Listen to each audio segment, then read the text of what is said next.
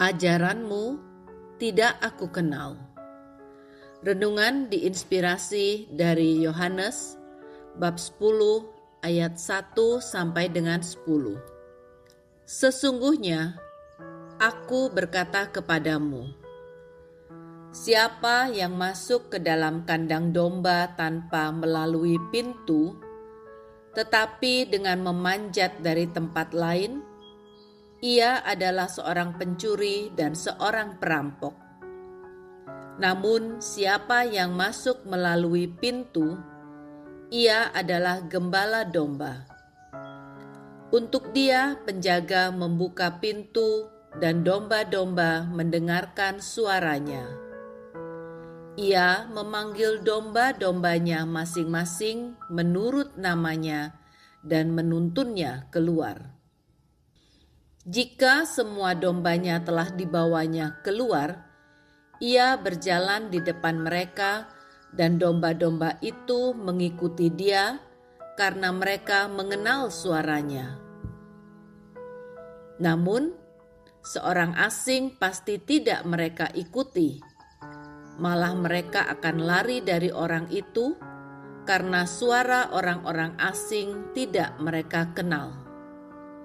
Yesus mengatakan kiasan ini kepada mereka, tetapi mereka tidak mengerti apa maksudnya. Ia berkata demikian kepada mereka.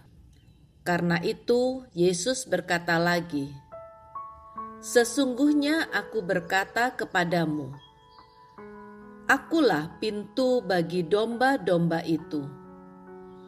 Semua orang yang datang sebelum aku adalah pencuri dan perampok, dan domba-domba itu tidak mendengarkan mereka. Akulah pintu. Siapa yang masuk melalui aku, ia akan diselamatkan, dan ia akan masuk dan keluar serta menemukan padang rumput. Pencuri datang hanya untuk mencuri, membunuh, dan membinasakan. Aku datang supaya mereka mempunyai hidup dan mempunyainya dengan berlimpah-limpah. Demikianlah sabda Tuhan. Terpujilah Kristus. Sejak kecil, saya membiasakan anak-anak saya ke gereja setiap minggu. Namun, kebiasaan ini terhenti karena pandemi. Sejak itu, mereka ke gereja sesekali saja. Karenanya saya cukup heran ketika suatu hari anak saya Ben bercerita bahwa ia baru saja ke gereja. Heran karena biasanya saya harus berdebat bahkan memaksa mereka ke gereja. Ini kok ujuk-ujuk ke gereja sendiri. Ternyata Ben diajak temannya ke gereja yang bukan gereja Katolik.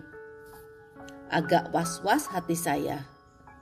Apakah ia akan tertarik pindah ke gereja itu? Seminggu lebih perkara ini saya endapkan sambil berdoa dan berpikir, bagaimana cara menyikapinya dengan bijaksana.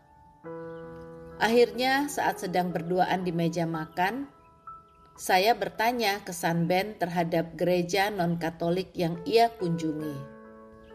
Dengan tertawa geli, Ben bercerita, di gereja itu pendetanya berkata bahwa perpuluhan tidak boleh langsung diberikan kepada yang membutuhkan, semisal panti asuhan. Seluruhnya harus diserahkan kepada gereja, nanti gerejalah yang mengatur pengelolaannya. Bagi Ben hal ini tidak masuk akal. Mau menolong orang kok jalurnya jadi ribet. Puji Tuhan, Ben sama sekali tidak berminat ke gereja itu lagi. Yesus berkata dengan sangat jelas dan gamblang di perikop ini.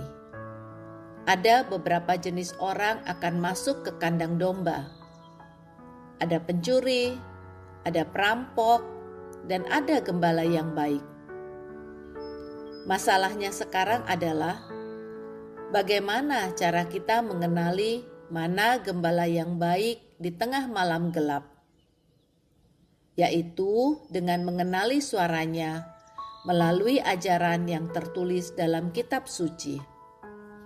Membaca, mempelajari kitab suci adalah modal utama bisa membedakan suara gembala dari suara perampok dan pencuri.